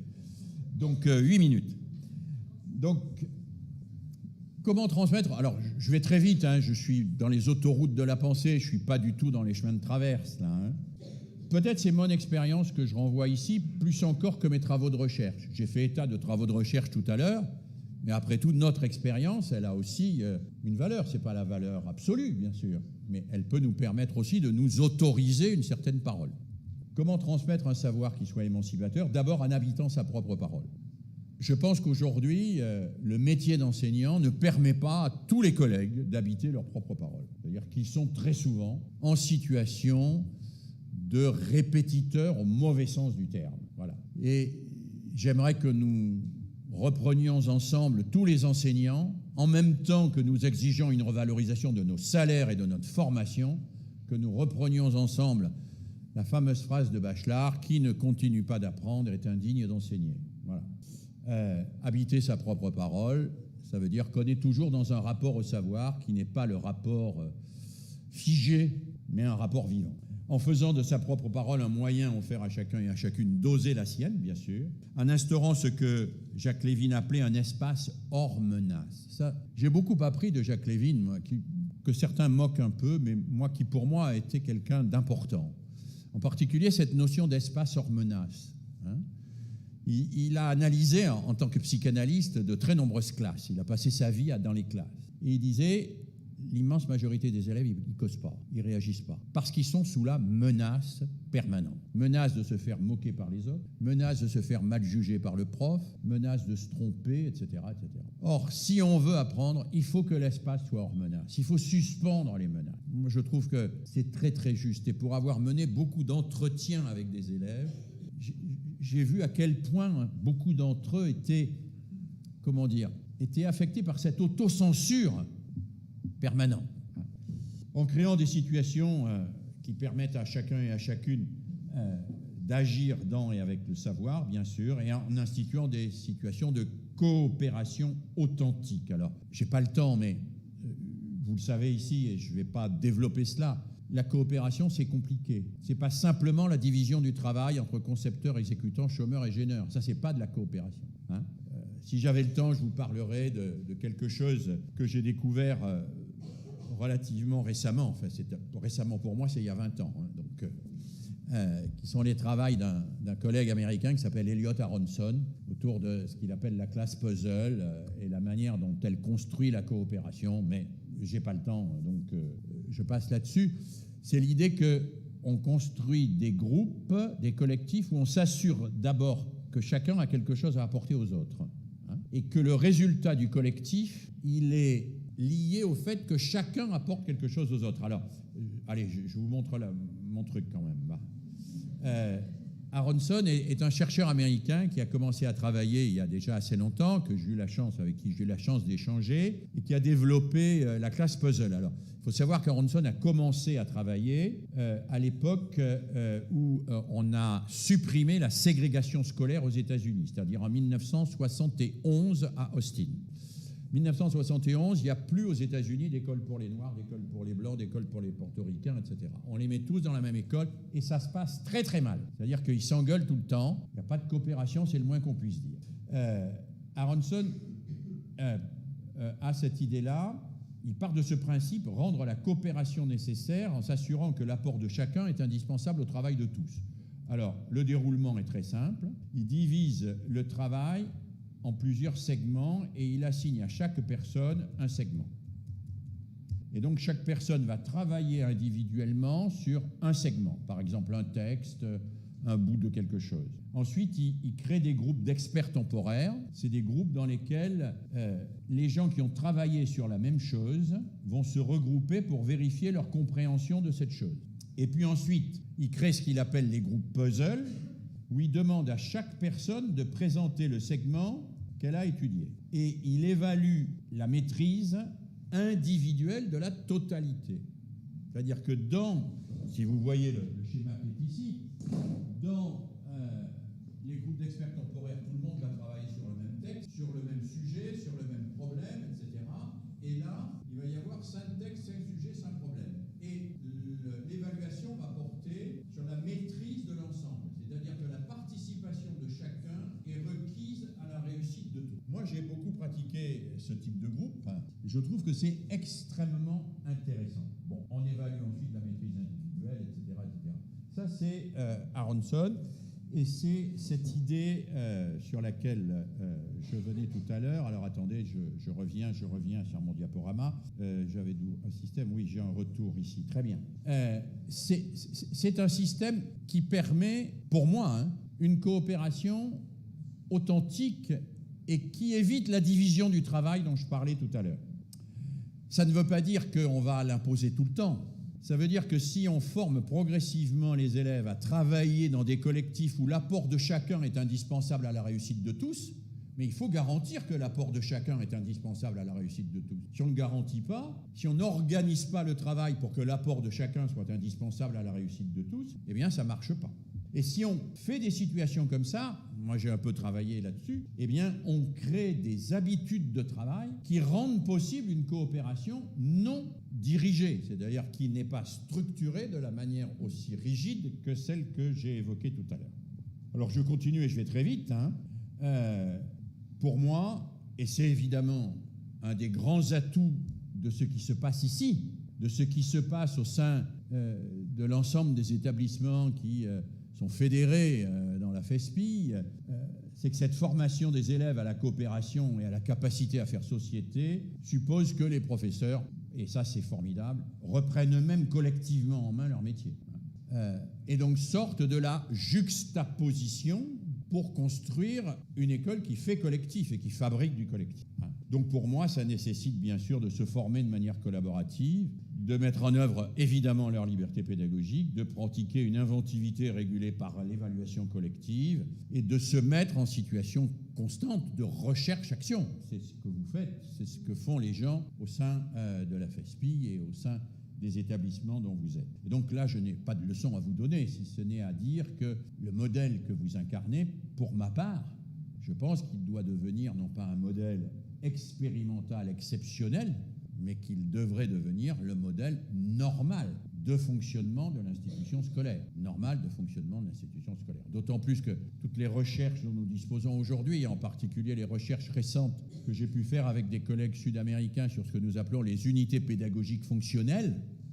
Alors, ce qu'on appelle l'unité pédagogique fonctionnelle, c'est un ensemble d'environ 120 élèves, on a testé sur 120 l'équivalent de 4 classes, pris en charge par un groupe de professeurs homogènes, c'est-à-dire il y a isomorphisme du groupe de profs et du groupe d'élèves. C'est le contraire du lycée lambda, où vous avez 100 profs ou 80 profs dont aucun n'a les mêmes élèves. Enfin, c'est une espèce de truc. L'unité pédagogique fonctionnelle, c'est on regroupe, on l'a testé. Moi, les travaux que j'ai faits, c'était sur la base de 4 classes. Donc, je l'ai fait au collège, soit une 6e, une 5e, une 4e, une 3e qui sont dans l'enfilade, soit 2 6e, 2 5e, par exemple. J'ai fait les deux cas, j'ai pas fait 4 6e ou 4 5e.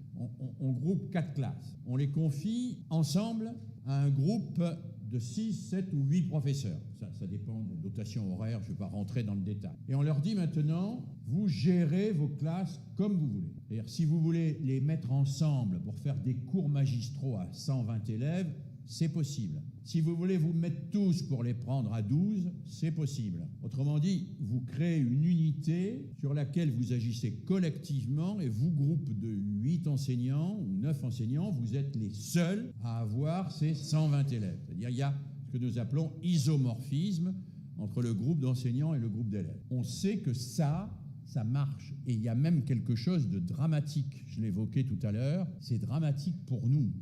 Mais je suis obligé de vous le dire, parce que sinon je mens. C'est que ça surdétermine les orientations idéologiques de l'école. C'est-à-dire que dans mes expérimentations et dans ce que j'ai échangé avec les collègues sud-américains et nord-américains, l'existence de ce que nous appelons une unité pédagogique fonctionnelle, c'est-à-dire globalement 120 à 150 élèves ou 200 élèves pris en charge collectivement par un collectif de profs qui se connaissent, qui s'entendent et qui travaillent en commun, c'est plus important que l'orientation idéologique de l'école. C'est-à-dire que ça a plus d'importance, ça neutralise le fait que dans un cas c'est une école adventiste, dans un autre cas une école libertaire. Or c'est pénible d'apprendre ça.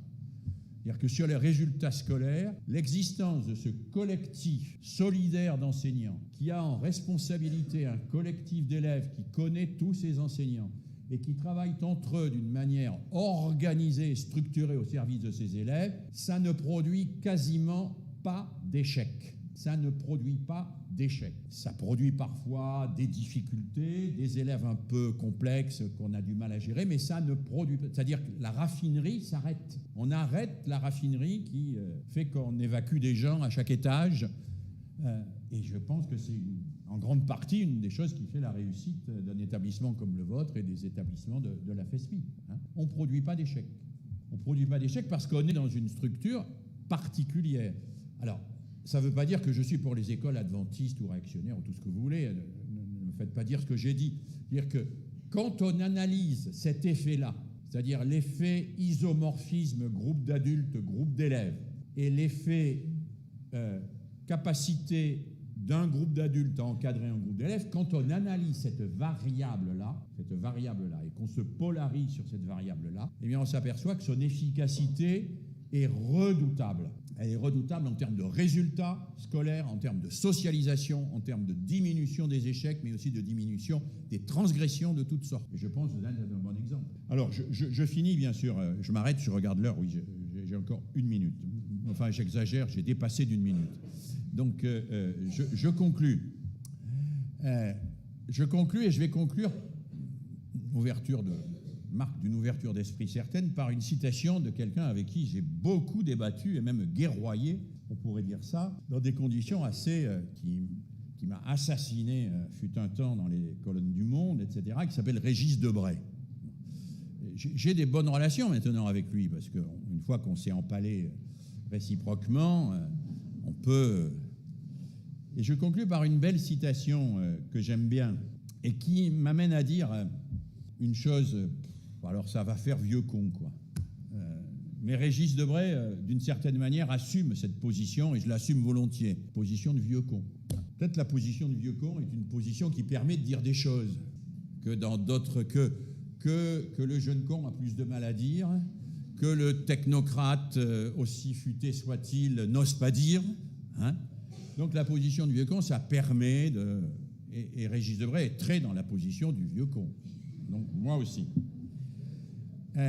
Il a écrit un livre qui s'appelle Bilan de faillite, où il exagère un peu parce que sa faillite personnelle n'est pas quand même totale, et où il s'adresse à son fils. Il écrit ceci: « Si nous n'avions pas d'autre source d'énergie que le bon sens, nous ne pourrions que négocier au jour le jour la déprime, chacun pour soi, comme dans un naufrage. Ce qui nous rassemble, c'est ce qui nous dépasse. Mais ce qui nous dépasse n'a souvent, pour les gens raisonnables, ni queue ni tête. » Et il termine par cette phrase que j'aime bien: « On ne vit qu'avec un indémontrable chevillé au corps, et si tu veux pouvoir aller jusqu'au bout de toi-même, préserve en toi la part du feu. » Voilà, et moi je trouve que j'aime bien ici, que j'aime bien avec les collègues qu'ils ont ici, c'est qu'ils ont préservé en eux la part du feu, et que la part du feu est plus forte que tous les prophètes de mauvais augure, et que tous les administrateurs qui aimeraient que vous rentriez dans le rang. Voilà, donc préservez en vous la part du feu, surtout, surtout, surtout. Je m'arrête là.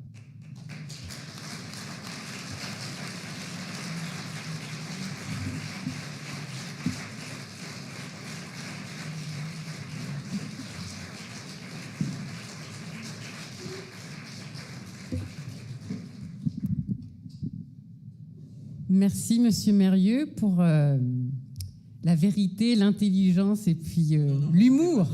Hein? Si. Moi, vous n'avez pas de chance que c'est moi qui est là. Si c'était quelqu'un d'autre, ce serait peut-être pas pareil. Vous avez une trousse superbe.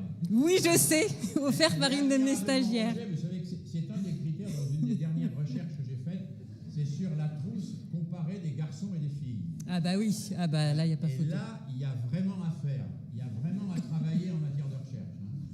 Là, je vous dis, l'écart est énorme. Est-ce qu'on a une ou deux questions peut-être pour terminer? Réaction? La Coupe du Monde, c'est dans une demi-heure. Justin cité maintes fois. C'est pour ça que je me permets de faire mon avocat. Alors j'ai l'impression qu'on a fait un peu le procès du jaune et du bleu, sans voir le vert qu'on peut faire avec en fait. En fait, vous avez comparé du coup deux mondes, un où les professeurs sont très présents et un où ils sont absolument absents. Et moi, dans mon cheminement, quand on a discuté tous les deux tout à l'heure, c'était plus une complémentarité. C'est-à-dire que, certes, personne ne voudrait se faire opérer par une machine, mais une machine avec un chirurgien derrière qui supervise ça. Et on avait un problème, par exemple le problème du temps que Loane a exposé tout à l'heure. Avoir plus de disponibilité, par exemple, de capsules pédagogiques qui pourraient donner l'envie d'apprendre à certains de nos élèves sur certaines didactiques précises, nous libérerait du temps, nous, en tant qu'enseignants, non pas pour s'effacer, mais pour apporter d'autres qualités, notamment des qualités humaines, des qualités, donner de l'envie d'apprendre, donner de l'envie d'aller plus loin. Et en tant que prof de musique, je vais vous dire le nombre d'élèves qui sont venus me voir. Ah non, mais moi j'ai arrêté la musique parce que mon prof de solfège, c'était terrible, quoi. Et voilà, dégoûté, je ne touche plus un instrument. C'est terrible. C'est terrible d'entendre que, voilà, à cause d'un enseignant, cet élève a totalement arrêté la musique. Alors que certains s'y sont remis tout seuls, ils se sont mis les mains dans le cambouis, ils ont compris certaines choses, etc. Et ça a très bien fonctionné pour eux. Et ils se sont remis à profiter, à aimer ce qu'ils font. Et du coup, il faudrait avoir un accès à ces deux versants. Le professeur qui peut permettre à l'élève de le remettre sur des rails quand il en a besoin, de lui donner l'envie d'aller plus loin dans certains apprentissages. Mais du coup, c'est le plus loin où là, les nouvelles technologies pourraient nous aider. C'est-à-dire, nous, en tant qu'enseignants, on peut les mettre sur la voie, et ensuite, ces nouvelles technologies qui sont utilisées partout, de plus en plus. Et d'ailleurs, on a deux mondes aujourd'hui. On en parlait tout à l'heure encore avec la conférence de votre collègue, comme quoi l'école était considérée comme quelque chose d'has-been, quelque chose où on mettait qui n'était plus sacralisé, quoi que ce soit. Ça nous permettrait de revenir un peu sur les devants, de transformer cette image qui, de toute façon, j'en suis convaincu, je ne suis pas du tout futurologue, je n'ai pas du tout d'analyse technologique, mais je suis convaincu qu'on est voué à évoluer de façon plus ou moins rapide, parce qu'il y a de plus en plus de décalage entre cette génération qui va être de plus en plus scotchée à un écran et cette vie réelle où nous sommes actuellement. Et voilà, moi, la question que je me posais quand on a discuté tout à l'heure, vraiment, c'était est-ce qu'on ne peut pas en avoir de plus en plus recours, parce qu'il y a de plus en plus de belles choses qui sont faites, notamment par des super créateurs de contenu qui sont parfois poussés, qui vont dépasser les 6 minutes de résumé, qui vont faire des choses sur des temps très longs. Et mettre un peu plus d'énergie là-dedans pour nous libérer du temps, nous, en tant qu'enseignants, pour accompagner l'élève et pour l'aider à aller plus loin dans ce temps qu'on n'a pas forcément. Voilà, c'est juste, je me fais un peu justice par rapport à ce que j'ai pu vous dire tout à l'heure. Merci. Oui. Merci, on en a déjà parlé, mais je pense que, oui, je suis d'accord. Je suis d'accord qu'on peut utiliser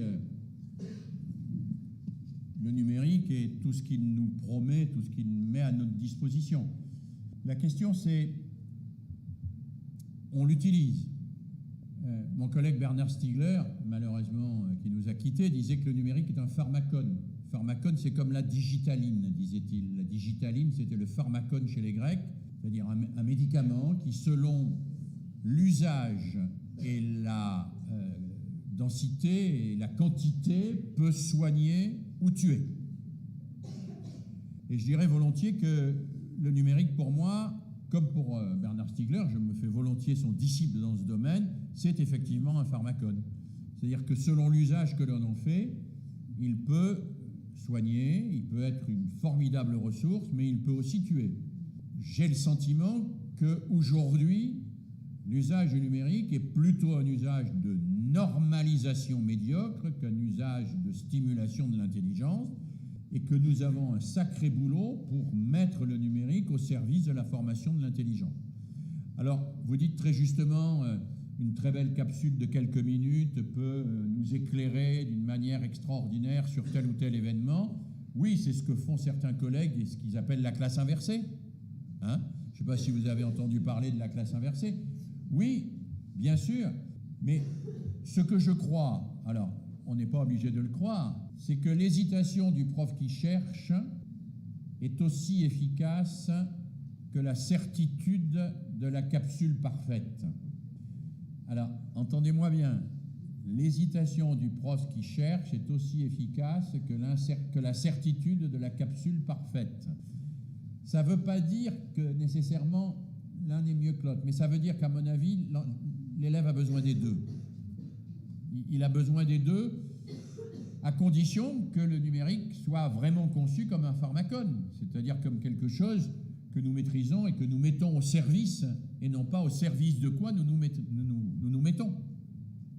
Donc, vous avez bien compris que je ne crois nullement dans la prophétie de Laurent Alexandre, qui dit qu'il faut arrêter l'école et tout faire à travers le learning analytique, parce qu'on n'aura plus besoin de professeurs.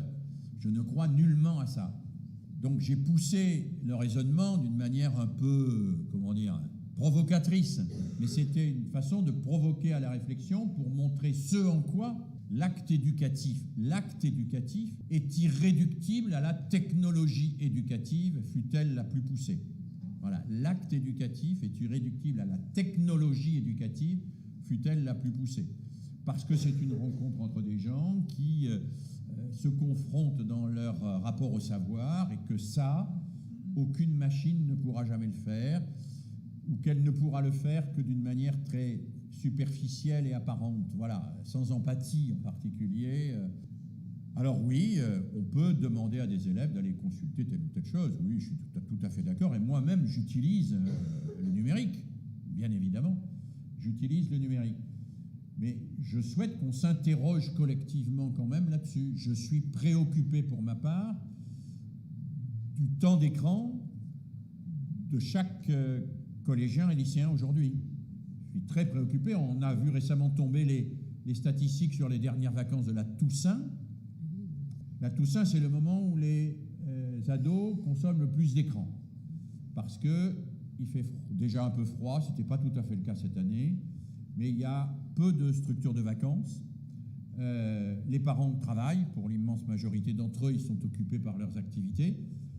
Et donc, sur les 15-16 ans, une enquête effectuée sur la ville de Nantes montre que la consommation d'écran pendant les dernières vacances de Toussaint était en moyenne de 7h30 par jour. En moyenne. Ce qui veut dire, si la moyenne est à 7h30, vous voyez jusqu'où ça peut monter. Hein. Pour les collègues, j'ai une de mes tutorées de 5e. On a mis Family Links, donc qui mesure. Elle était à 12 heures pendant les vacances de la Toussaint. C'est réel. Aujourd'hui, c'est nos élèves. Donc, je pense que... Alors, moi, je ne suis pas pour interdire les portables. Hein. Je pense qu'un parent qui voudrait aujourd'hui interdire le portable à sa fille de 14 ans et demi, il va au casse-pipe. Hein. C'est-à-dire qu'il n'y arrivera pas. Ou alors il faut que carrément il parte sur une île déserte. Mais je suis pour offrir des alternatives au portable. Par exemple, nous essayons, c'est méa, mais de faire des terrains d'aventure pendant les vacances de la Toussaint. Alors, ça ne veut pas dire que les gamins qui sont dans les tours devant leur écran, ils vont tous descendre au terrain d'aventure. Ça veut dire que quand même, on va essayer de leur proposer quelque chose qui les mette en situation de manipuler des planches, des clous, des outils, et pas simplement de fonctionner dans la virtualité de l'écran. Voilà, c'est aussi quelque chose à quoi je crois, à la nécessité pour l'enfant de rencontrer la résistance de l'objet. L'écran ne permet pas de rencontrer, sauf quand il s'agit de didacticiel bien fait, bien sûr, hein, mais le jeu électronique ou tout ça, ne permet pas de rencontrer la résistance de l'objet. Un jeu électronique, par définition, les gens qui meurent, ils se relèvent. Dans la réalité, les gens qui meurent ne se relèvent pas. Voilà. Et donc, la caractéristique du jeu électronique, c'est qu'il est réversible. Le temps, lui, est irréversible. Si je fais mal à quelqu'un, je ne peux pas l'effacer. Un gamin qui a vécu avec le jeu électronique comme matrice mentale, il pense que le monde est virtuel et qu'il peut faire aux autres ce qu'il fait à ses avatars qui sont sur l'écran. Et donc la réalité charnelle, psychique de l'autre, il ne la voit pas, il ne la pense pas, il ne la sent pas. Et je peux vous dire, moi, c'est pas moi qui ai fait ces études-là, c'est des pédopsychiatres, je pense à Philippe Jamet ou à d'autres. Un certain nombre de gamins, de là, basculent dans des comportements de torture d'autrui, quoi. Mais sans penser qu'ils torturent autrui. Parce que la confrontation avec le réel, elle n'est plus là. C'est pour ça que moi, je ne suis pas du tout pour interdire les écrans. Ouais, le match est bientôt. Hein. Je ne suis pas du tout pour interdire les écrans. Je m'arrête. Mais je suis pour réintroduire le travail des mains. Le travail des mains. Je suis pour réintroduire le bricolage. Je suis pour réintroduire la fabrication. Je suis pour réintroduire les matériaux qui résistent à ma toute puissance. Quand je me souviens d'un colloque de la Sorbonne où on disait, il y avait deux Anne d'ailleurs, tous ces dites, si on mettait l'examen d'entrée en 6e, vous feriez faire quoi? Alors tout le monde disait, moi je dis, je suis pas pour l'examen d'entrée en 6e, mais si vous en mettiez un. Alors, de manière un peu provocatrice, j'avais répondu, je demanderai à chaque enfant de CM2 de fabriquer un tabouret en bois à 3 pieds sans colle ni clou. Voilà. C'est-à-dire d'être capable de se coltiner une fabrication avec quelque chose qui résiste. Alors c'est évidemment pas vrai, mais pour dire que ce contact avec la matérialité des choses, il est très important aujourd'hui. Moi, pour avoir enseigné encore, il y a longtemps, mais en collège, je peux vous dire qu'il y a des gamins de 13 ans qui croient encore que c'est en gueulant sur les tomates qu'on les fait pousser plus vite, hein, qui croient à la toute-puissance de la parole, qui sont dans la toute-puissance de l'injonction. Ils ne savent pas que pour faire pousser les tomates, il faut de la patience, il faut de jardiner. Ils sont persuadés que l'injonction est la parole, que le virtuel agit sur le réel. Et ils ne sont pas méchants pour cela. Ils n'ont pas de... Moi, j'ai eu l'occasion, avec un pédopsychiatre lyonnais, de travailler sur des enfants accusés d'actes de sadisme à l'égard de leurs camarades. Bon, ce n'est pas du tout le cas ici, bien sûr. Mais tous ces enfants, me disait le pédopsychiatre, sont convaincus que l'autre n'existe pas. L'autre, c'est des figurines. Ils n'ont pas de... C'est des virtualités, c'est des ectoplasmes. La matérialité de l'autre a disparu chez eux. Et donc, la souffrance de l'autre, pour l'immense majorité, ils ne se l'imaginent pas. Ils ne peuvent pas s'imaginer que l'autre souffre quand on lui fait mal. Parce qu'ils sont dans la virtualité. Ils sont dans la virtualité. Alors, je ne dis pas que tous les gamins sont comme ça aujourd'hui, hein. C'est bien évidemment un échantillon très particulier, de gamins très particuliers. Mais je pense que notre réflexion aujourd'hui, et c'est pour ça que je regrette tant que Bernard Stiegler nous ait quittés, parce qu'il est un de ceux qui avait le plus avancé sur cette question, notre réflexion aujourd'hui doit être très forte sur cette question du rapport entre le virtuel et le réel. Et de la manière dont les enfants, très tôt, et les adolescents ensuite, comprennent la différence fondamentale entre le virtuel et le réel. Faire souffrir quelqu'un pour de vrai, c'est pas pareil que de tuer quelqu'un dans un jeu électronique.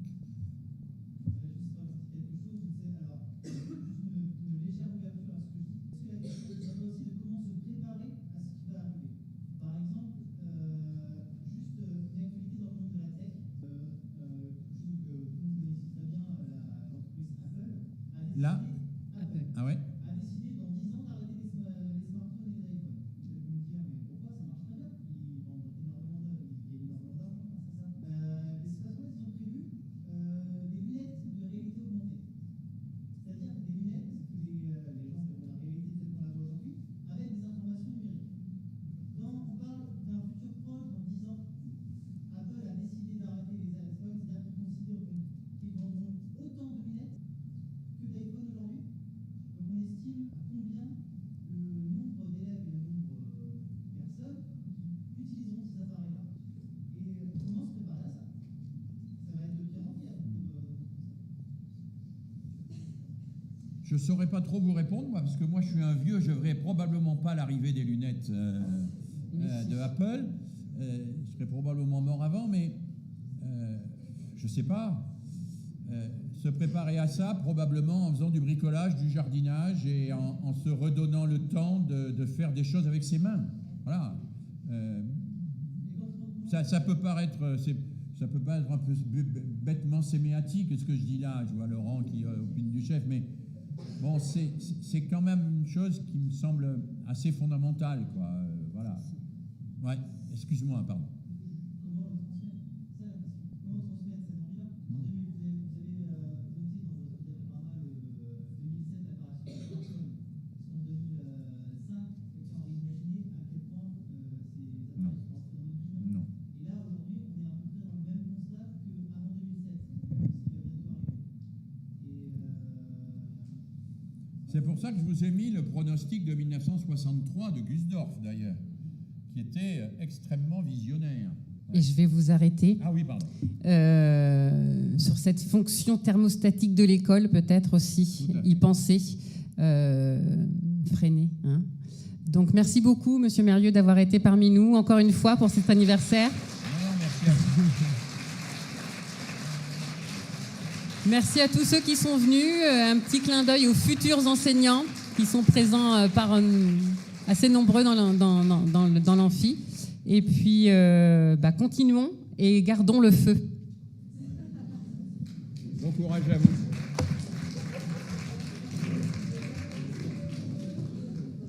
Bon, c'est bon.